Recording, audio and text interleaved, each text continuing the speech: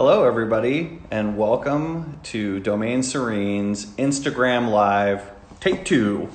This is actually the second one we've done today, and hopefully we worked out a couple of the kinks from the first one, and we can enjoy the wine and the evening together. So, again, welcome. I'm visiting you right now from the winery at Domaine Serene. My name is Michael Fay. I'm the director of winemaking for both Domaine Serene and Chateau de la Craie.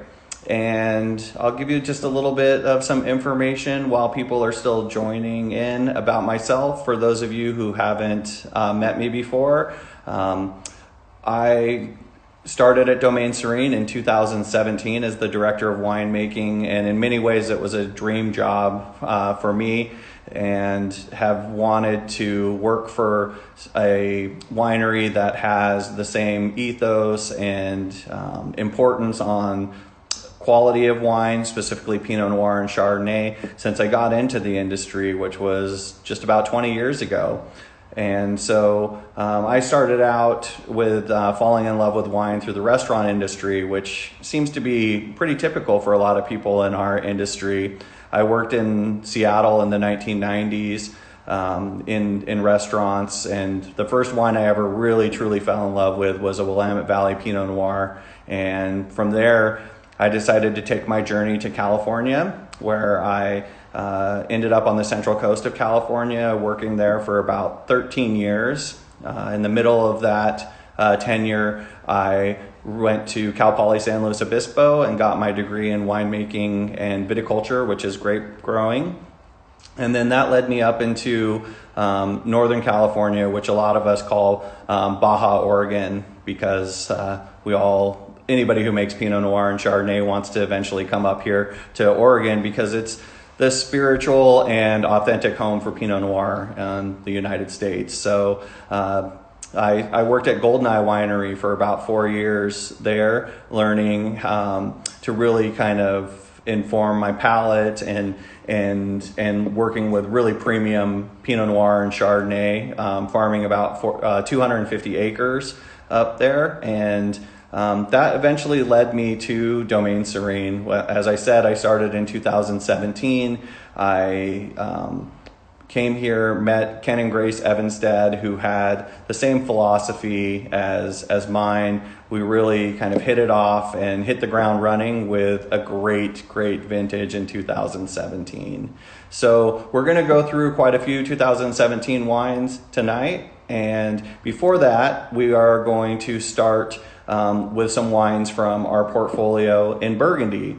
So in 2015, Ken and Grace Evanstead purchased Chateau de la Craie, which was founded in 1431 in Santenay in the Côte d'Or of Burgundy.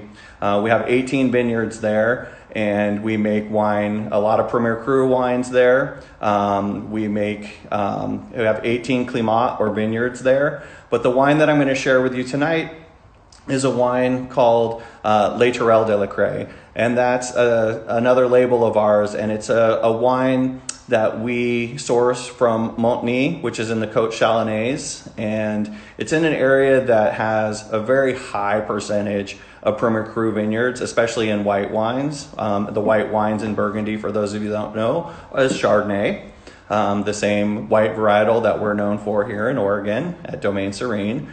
And this 2018 Les Tourelles de la Craie Montny Premier Cru wine is a wine that is very approachable and very it's also more affordable too. So it's the Les Tourelles brand is a way for us to get people a gateway into Burgundy that's a little bit more of an easier entry for a lot of reasons, for both stylistically and price point.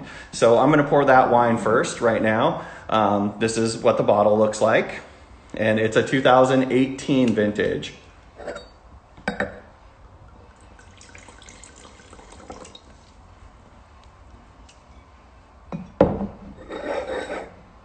So we've been making this wine since 2014, and as I said, it is a Premier Cru Burgundy, so it has all the hallmarks of Burgundy, which is great tension.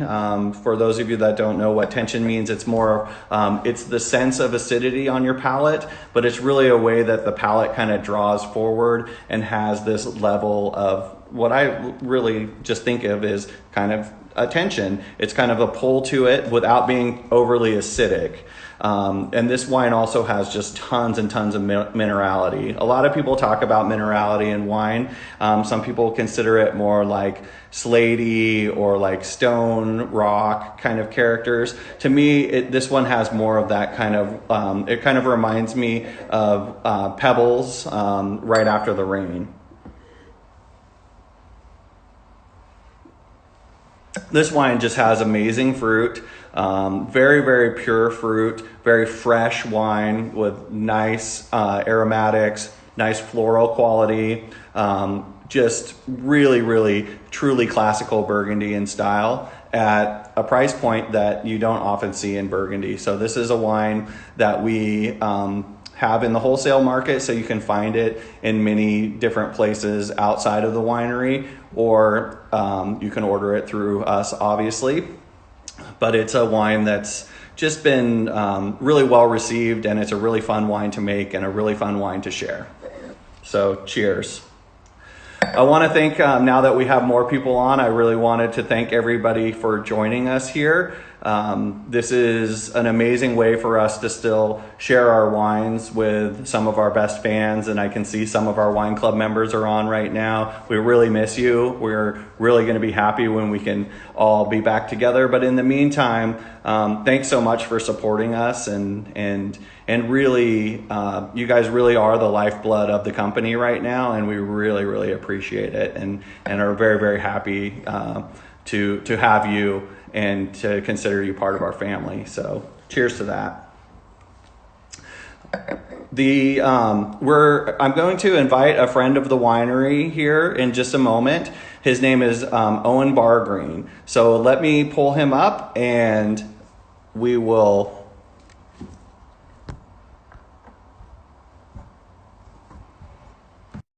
Owen's going to come up in just a minute, and I'll give you a little bit of information about Owen, and then we can dive right back into the wines. Hey, Owen. How's it going? Hey, buddy. How are you? Good. Long time no see. I know. Yeah. It's amazing what 2 hours will bring. I know, right? It still looks sunny there in Seattle. Yeah. We're catching a little bit of a sunset right now. It's really nice. Oh, so cool. Yeah, this is a beautiful time. I mean, it's obviously springtime here in, well, everywhere in the Northern Hemisphere, but it really feels like it here in Oregon right now, and up here in the Dundee Hills. We're experiencing bud break right now. So we're seeing the first little growth of all the vines. Chardonnay is a little bit ahead of Pinot Noir, which is typical here. So we're starting to see some green leaves poking out, and really starting to see the beginning of the 2020 vintage. So it's an exciting time. Yeah, absolutely.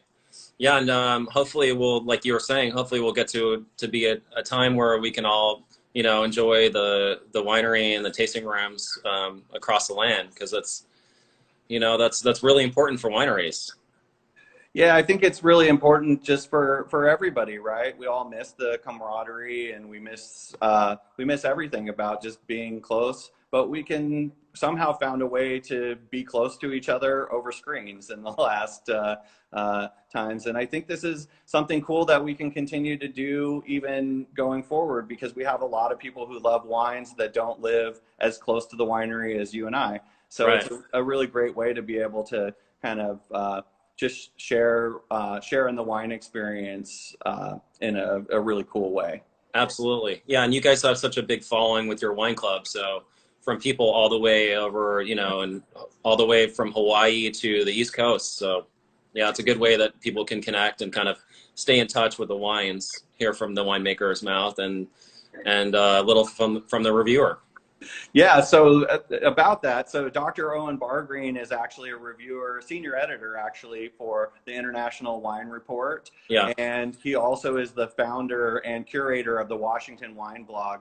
So for those of you that are looking to find some really cool content out there, go to Washington Wine Blog. He's got all kinds of awesome interviews with winemakers. So he has reviews on there, all kinds of stuff. I know people right now, we feel like we have a little bit of extra free time, and that might be a cool way to spend your free time. That's the idea. I mean, I came back from vacation. I had like 60 boxes of wine, so I've been plenty busy. Oh, you're gonna have some haterade on this right now. 60 boxes of wine. Yeah, I deserve it. Yeah, no, you were showing me some pictures earlier. Or yesterday, and it's amazing. Yeah.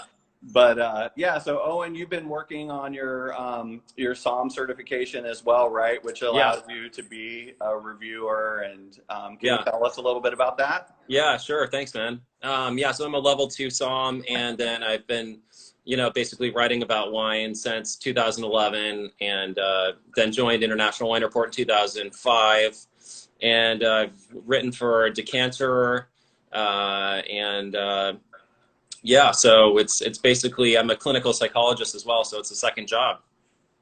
Wow. Yeah, I don't know how you do it. I don't know how you make your Evanstat every year. Well, maybe I'll give you a few little insights when we get to it. But I can't share all the secrets because I really want to keep this job. That's fair.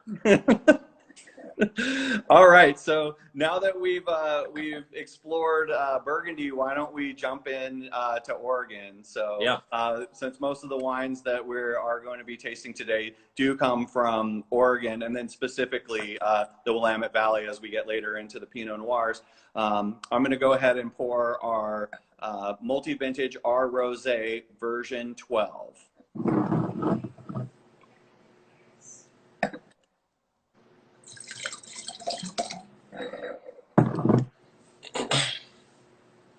Now, the reason we call this a version, and the reason why it's called multi-vintage, is because it actually, we harvest grapes and make this wine from 2 different vintages.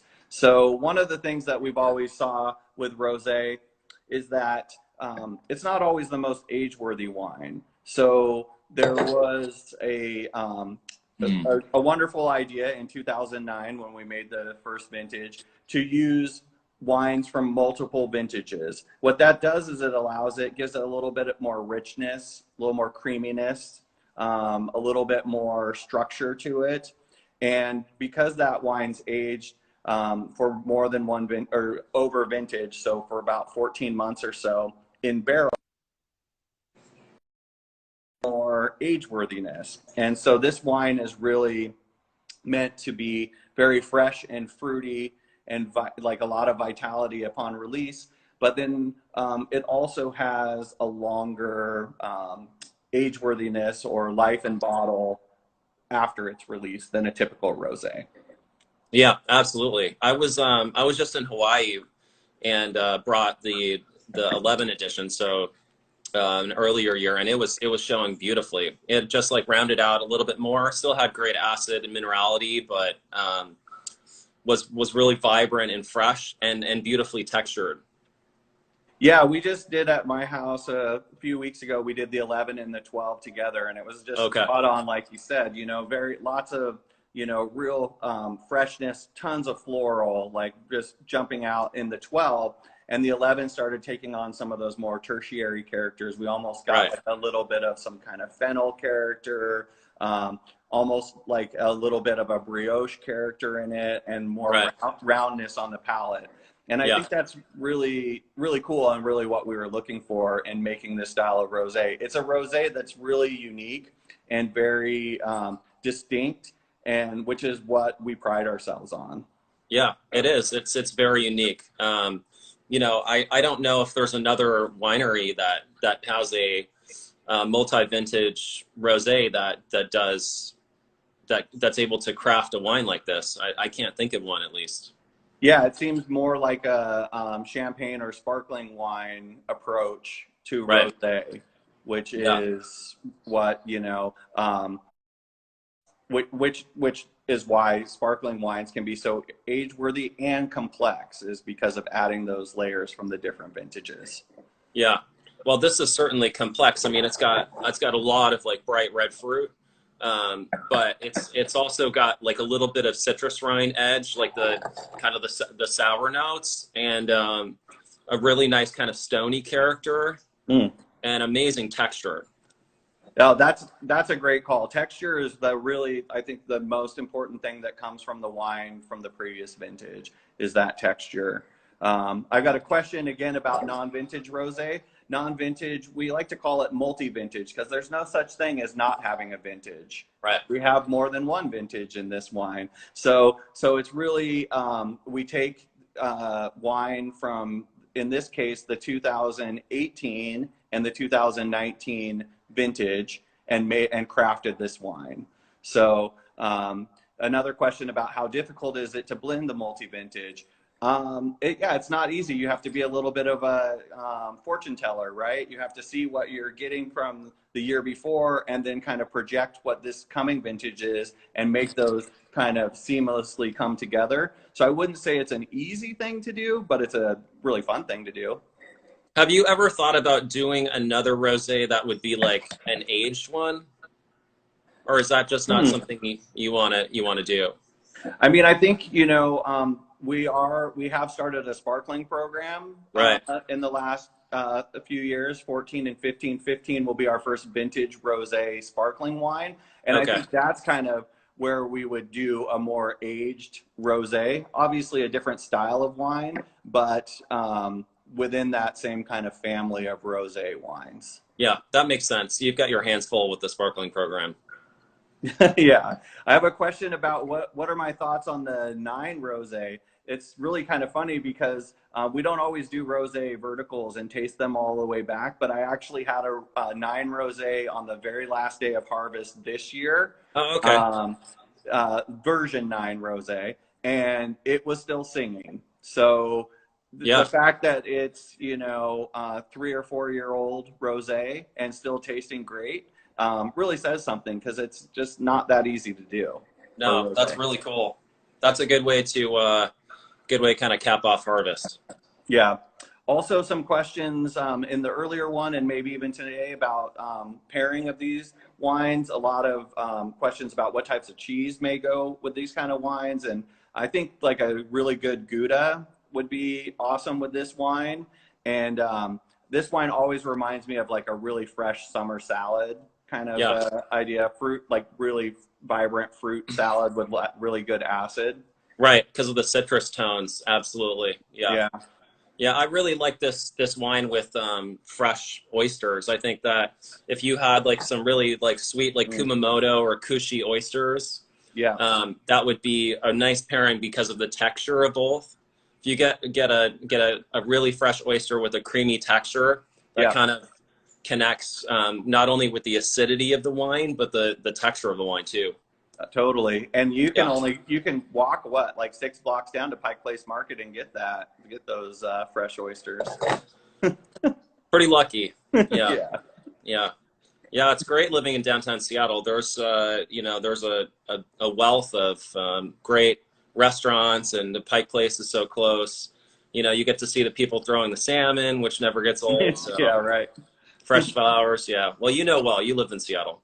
Yeah, yeah. It Yeah, was good times for I'll sure. tell you, this is rocking, man. It's been open now about what, probably like 5 hours, Yeah. and it's just even better with a little air. Awesome. That's pretty rare for a rosé to be able to, open it and, and keep it, and the next day it's still good either in the refrigerator or Yeah, or like you said, just even at room temperature in the house. right. So we're pretty stoked. Yeah, So that's a multi-vintage. The next wines are all going to come from the same vintage. And that is actually from the 2017 vintage, the next 4 Pinot Noirs. And 2017 vintage is always going to be very important for me, a very just very touching to me because that was my first vintage at Domaine Serene. I right. started here just about 3 years ago, almost to the month. And I also was blessed with a really great vintage to start. So in a lot of my career, I felt like I've been really, really lucky. Was lucky to come to Domaine Serene, that they were as interested in me as I was with them, that I got to start in a really wonderful vintage, that I get to work with so much great, great fruit. But the 2017 was really something special. It was a cool spring, kind of a normal bud break, you know, pretty good yields. So a nice bloom temperature. The temperature was warm during bloom, and we had a really nice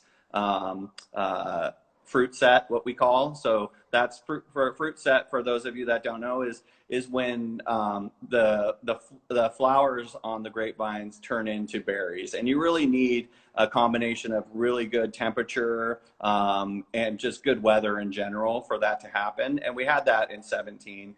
And then it was pretty warm in the early summer. We had some really warm temperatures, which really kind of helped the vines grow and get nice and thick canes and or shoots at that point. But then right before, like 2 weeks before vintage started, the temperature just cooled and it just became extremely moderate. And that vintage was really, really prolonged. So in some vintages, we can harvest all of our Pinot Noir in 3 weeks. And in 2017, it was a 6-week vintage just for Pinot Noir alone. So Wow. Yeah. tons of hang time. Ideally, could pick everything at the ideal optimal ripeness, where we didn't have to make any kind of decisions about you know, bringing stuff in. It just all seemed to be just laid out perfectly for us. I have a question on here that says, what does that warm weather do for the aging of the wine? That's a great question. Yeah. Warm weather and cool weather are both important when it comes to winemaking. Some varieties thrive in cooler weather, Pinot Noir and Chardonnay specifically, and that's why they do so well in places like Oregon and Burgundy that are a little bit further north and have really cool nights. But what's also equally important is not just the cool and the warm weather, it's when in the year it happens. So having warm weather in, say, the spring and early summer doesn't necessarily affect the quality of Pinot Noir. When you have really, really hot weather in the ripening months, which are essentially August through October, then that could be a little bit challenging for Pinot Noir and Chardonnay because they're very thin-skinned, delicate grapes. So what you'd really like is to have a little bit warmer weather leading into harvest, and then nice, cool, and dry weather during the harvest months. So it's not just the temperature, it's kind of when in the year that temperature hits. Got another question about, are they at their best right now? Like maybe that's referring to the Pinots, or? Yeah, I would say, you know, I don't know that any of these wines yet are at their peak. Right. When we get into the Pinot Noirs, we can start, I'll start pouring the Pinot Noirs right now because we just discussed the 17 vintage and they're all 17 vintage. So the first one is the 2017 Yamhill Cuvée.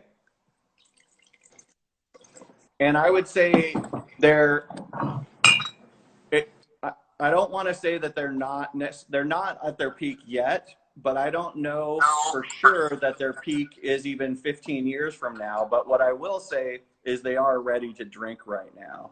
And the reason I can be positive about that is not only do we age our wines, Pinot Noir specifically, for 16 months or so in barrel, but we also age it under cork for over a year before we release any wines. And that makes sure that the Pinot Noir is expressive upon release. And this wine in particular is of utmost importance that it's very open, generous, and expressive upon release, because this is the Yamhill Cuvée wine is a wine that goes into some restaurants. It's what a lot of people that are outside of coming into our tasting room, they know Domaine Serene for. We started making this wine in 1990, and it was called Reserve. And then in 1999, we renamed it to Yamhill Cuvée. And the Yamhill Cuvée is significant because all of our vineyards lie within Yamhill County in the Willamette Valley. And the Yamhill, we named this wine before there was any other sub-districts in the Willamette Valley. So it references the county itself as opposed to Yamhill Carlton district. I mean, I think this wine is definitely ready to drink, but it'll also age for another 10 years. It's fabulous right now. Yeah, I think that the key to this wine is, like I said, for it to be very kind of red fruited, very silky texture, very open and generous upon release, but it is truly age worthy. This wine was picked by the Oregon Pinot Noir camp years ago as being an example of an age-worthy Pinot Noir, and it's one of our Pinot Noirs that sees the least amount of oak or new oak and the least amount of time in barrel, and still has that. Although it does still get over vintage, which means that it sees 2 winters in barrel, or it's in barrel for more than 1 year. This is it's you know, it's been open now for 8 hours, and it's starting to get a little bit of nice like mushroom forest floor tones that I didn't see a couple hours ago. Yeah, I mean, you know, like wine's a living thing. It's constantly evolving, hopefully like us, and this wine is certainly showing that right now. Mm-hmm. So why don't we pour, next we're going to pour our 2017 Evenstad Reserve Pinot Noir. And these wines I always kind of look at as companions. One is on the more red fruited, silkier side, and then the Evenstad Reserve is the darker, more savory side.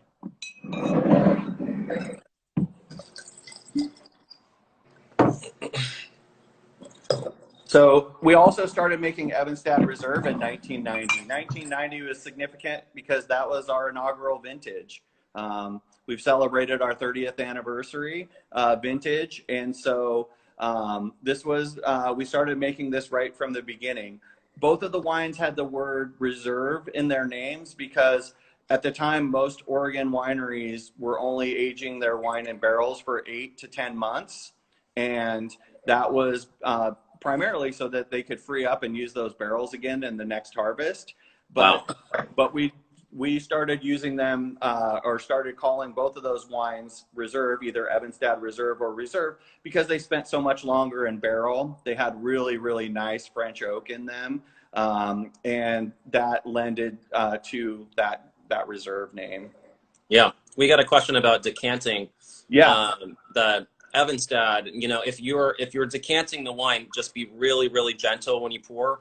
Yeah. Don't just like dump it down into the decanter. Like, be really, really gentle. But I mean, this wine absolutely can benefit from a decant because it's a long ager. This wine will cellar for, you know, 20 years, maybe more. Yeah. I've had some old Evenstad in a vertical tasting I did several years ago. Lost Evan for just a second. Can't question my dad. Good seeing you out there, Dad.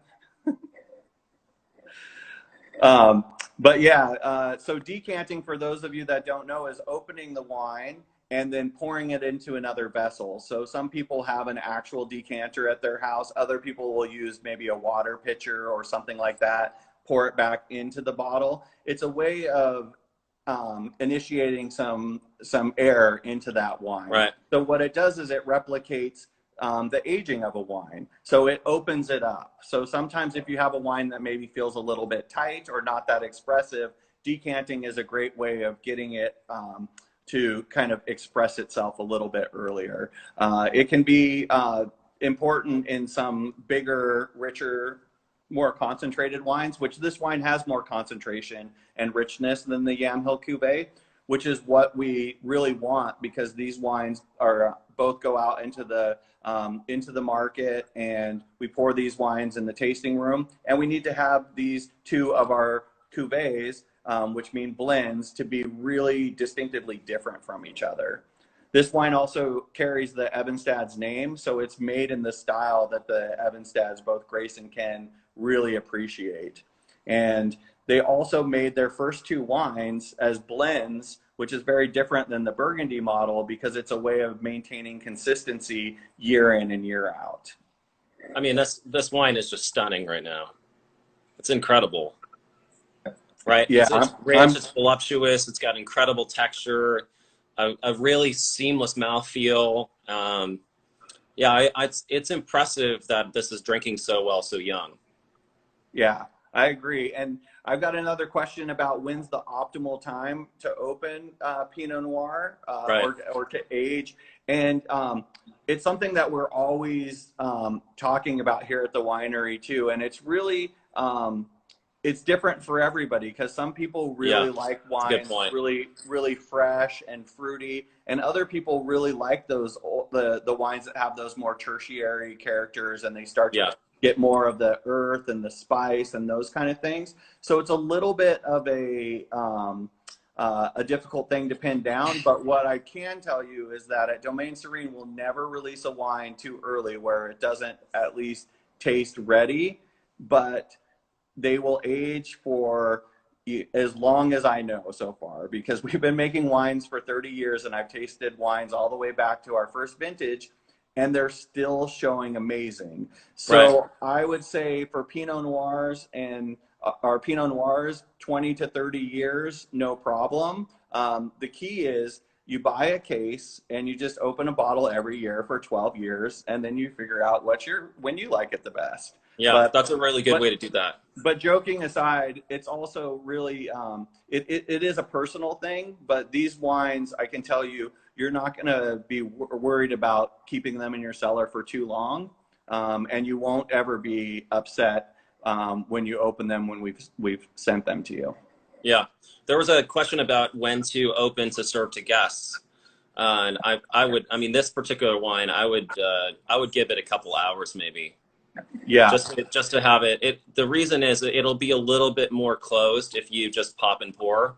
If you give it a couple hours of air, the wine will show like better range.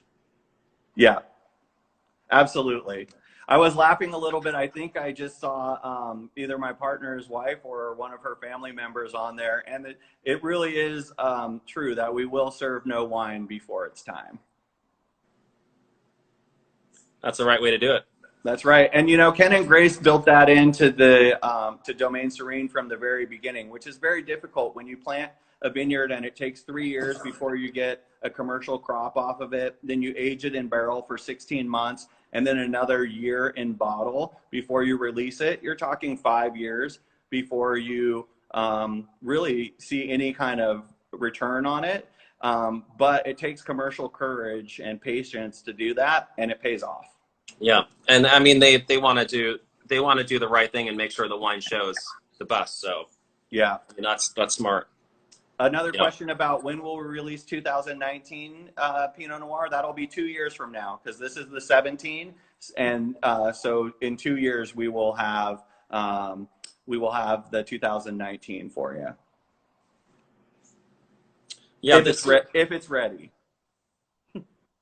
yeah, this is showing even better than when we had it a couple hours ago. I know those of you that have done both, or those of you that are lucky enough to be on the West Coast, or like to be out a little bit late on the East Coast. Yeah, the wines now that they've been open for a while are really you Yeah. can start to see the evolution already. And I would say something like that. You know, if you have a wine open for having a wine for like 5 to 10 years of aging in your cellar. So, you know, wines that are not crafted really expertly will fall apart in 2 to 3 days after they've been open. But a well-made wine should be able to last like that, and you can start to see what the aging kind of profile will be. Right. So now I'm going to pour the Abbey Oaks, which is our newest single vineyard Pinot Noir. We planted this just in 2012, the initial planting was.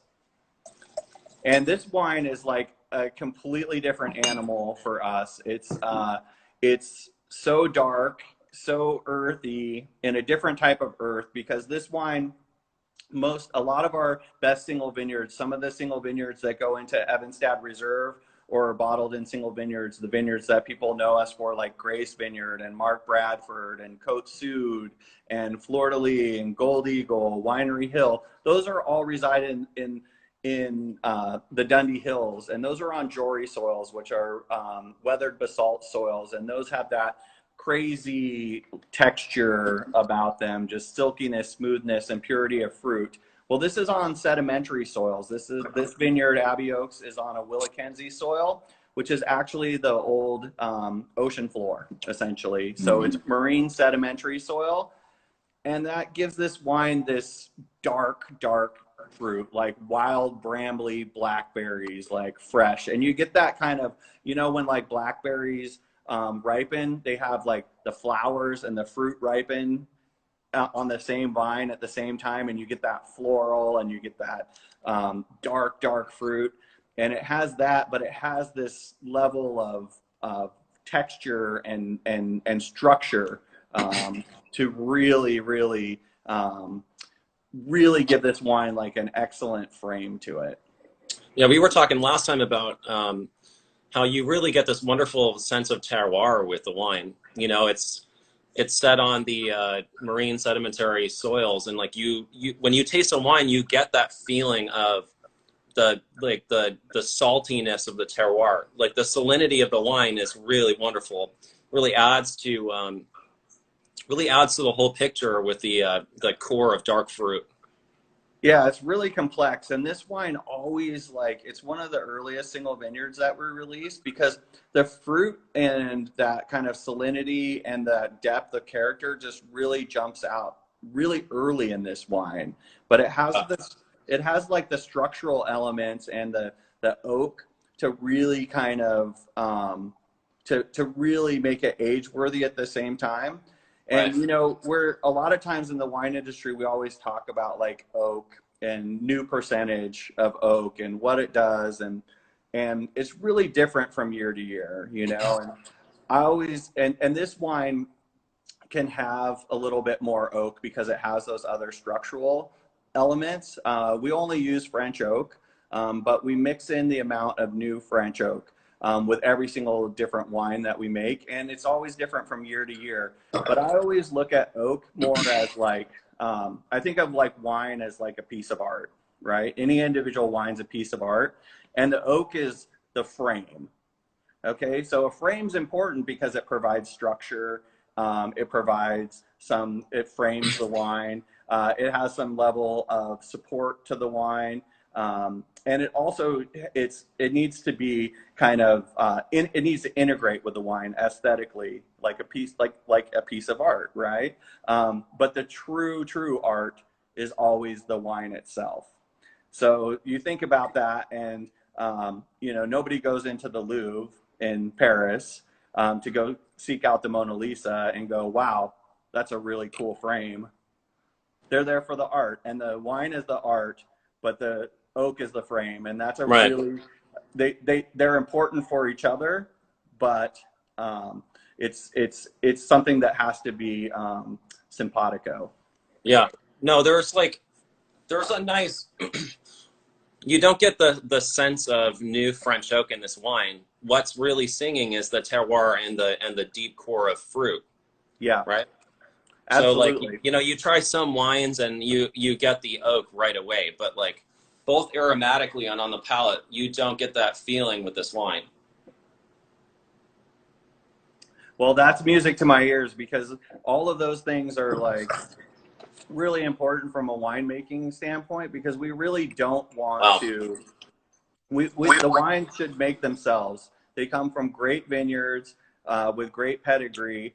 And as a winemaker, you should really be more of like a facilitator as opposed to have your fingerprints on the wine. Yeah, no, I mean, it's important to have the right amount of oak. And with this wine, I mean, you absolutely nailed. Well, thank you. Yeah. Yeah, it's incredible. That's going to be a long ager as well. Yeah, this one, because it's so new for us, I really am really intrigued to see how long this wine can age. I know because of the structural elements, it will be a long time. I just don't have a number for it yet, Yeah, more I would say like less 20, so than the other wines. 20 Yeah, plus with the combination of structure and weight. It's got a yeah. really great mouthfeel and a great sense of richness. Yeah, All right, should we explore the last wine? let's do All right. Well, I'm not going to dump this one, so we'll explore it in just a sec. it. Down the hatch.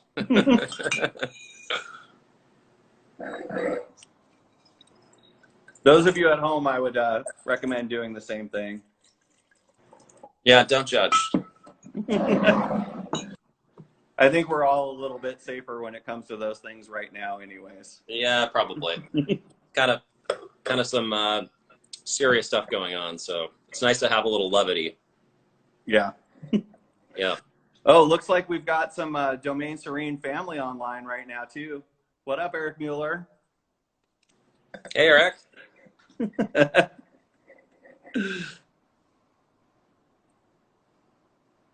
The Corsons say they don't dump either. I know, we've met. It's good to see you guys. We'll see you again soon. Wow, this is really singing. I got a question for showing the label. The only problem with Instagram is when we show the label, it actually shows it in reverse. So I can show it to you, the two barns, but you're going to have to put it next to a mirror to read it. Right. That's not on us. That's on Instagram. Sorry, folks. Got people from Alaska. That's awesome. Yeah. Oh, cool. Yeah. So Two Barns Vineyard is maybe one of our most unique vineyards. It is in the Dundee Hills, but it's on the west side of the Dundee Hills at slightly lower elevation. We planted it in 2000 and made our first wine in the 2002 vintage, and have been making it ever since. But the thing that makes it the most unique is it has a combination of the soils that I described in Abbey Oaks, which are the marine sedimentary soils, and the Jory soils, which we were talking about from the Dundee Hills, which are 50 million year old weathered basalt soils from volcanic activity underneath the ocean.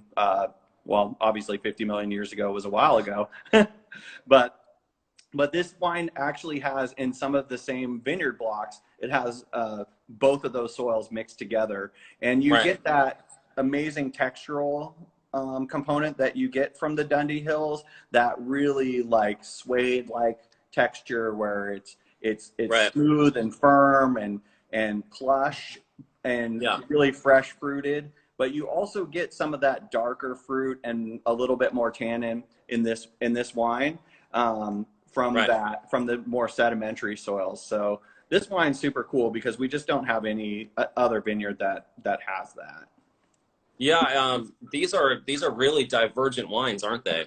These last two wines, they're really different from the terroir, but also just showing quite differently. Different fruit set, different feeling in terms of mouthfeel. There's less salinity in this wine, but more like kind of density, kind of weight.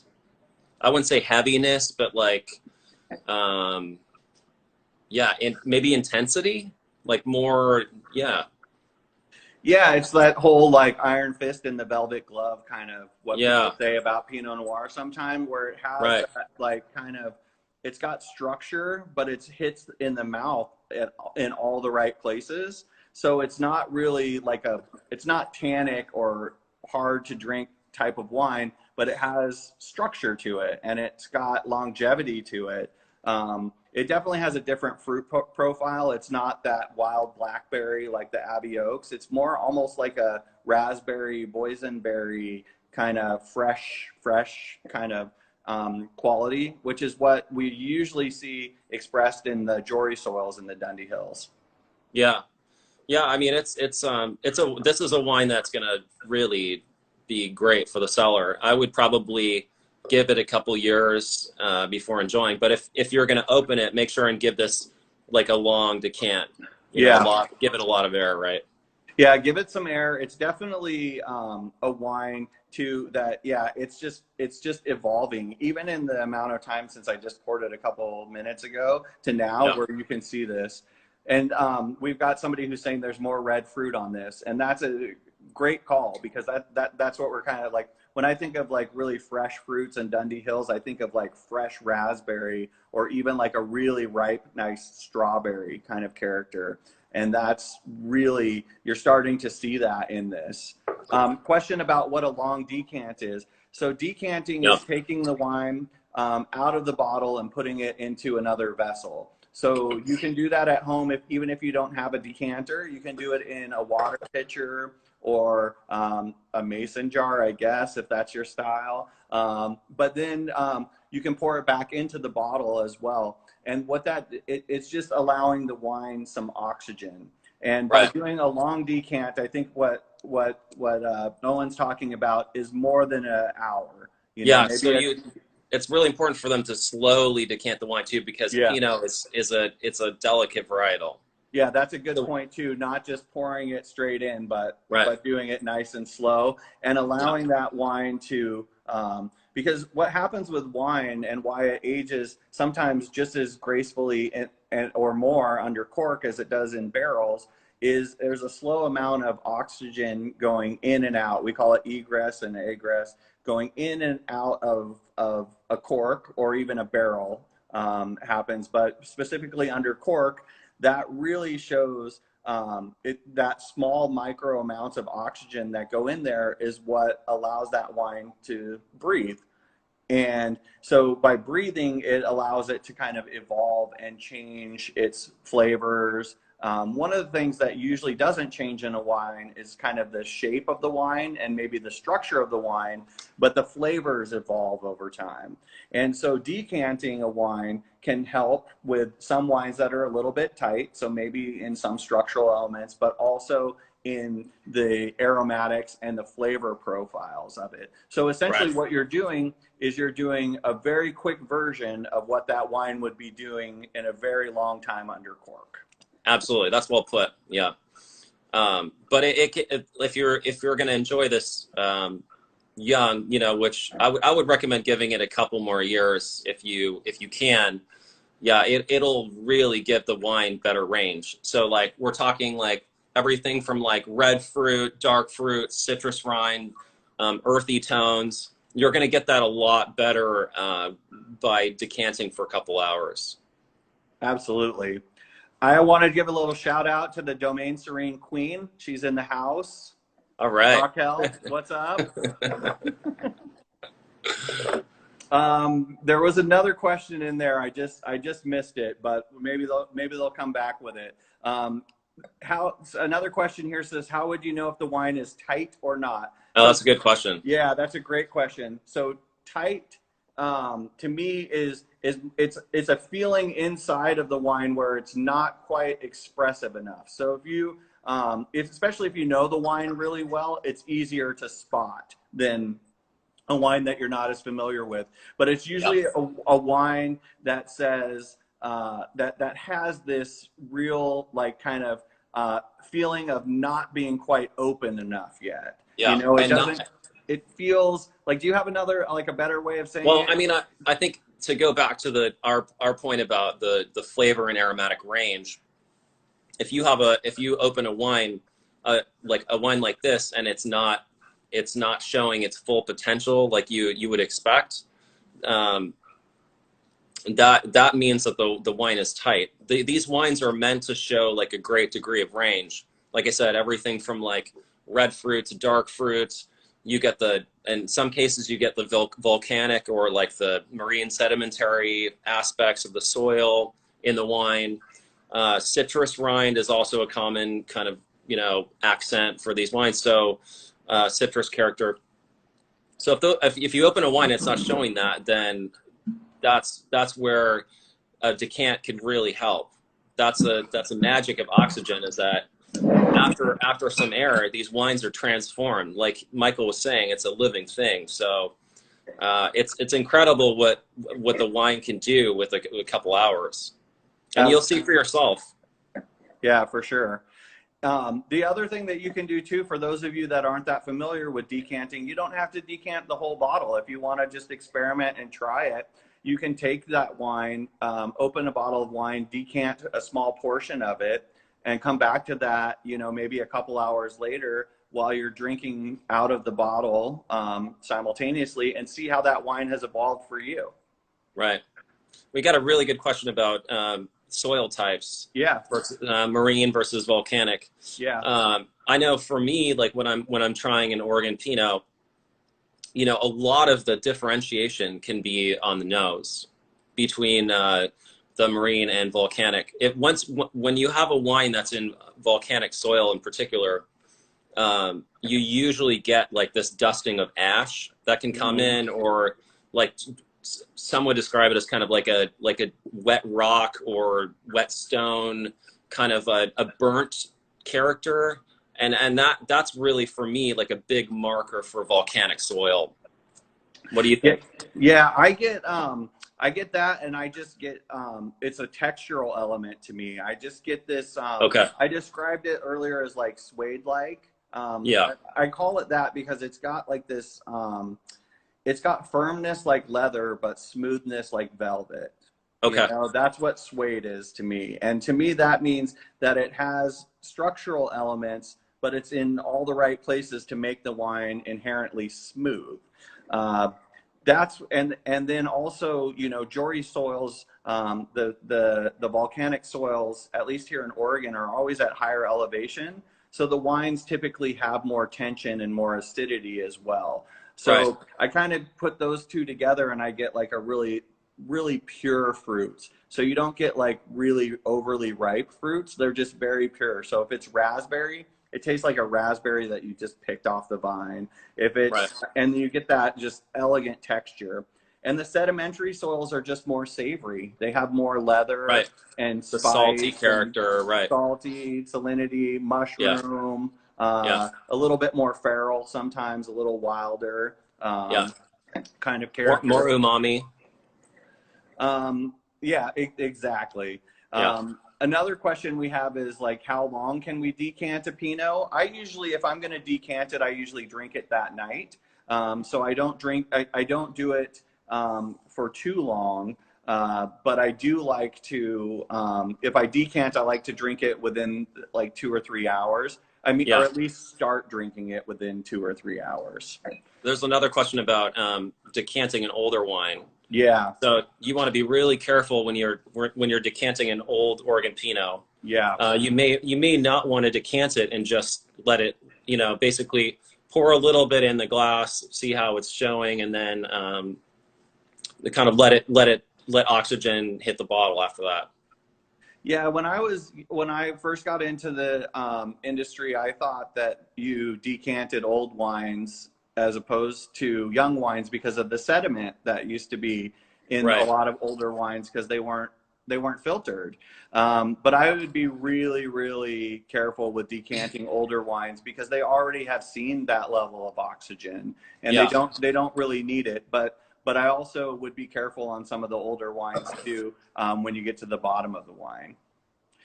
It says, of the 4 wines here, which would you recommend being decanted? That's a great question. I would say probably the 2 Barns, and I would say Evanstad Reserve right now.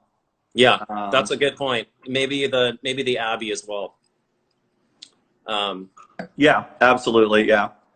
Yeah. The Yamhill Cuvée, I think, is very generous and open right now. So I thought so. Yeah. I don't see the need for it.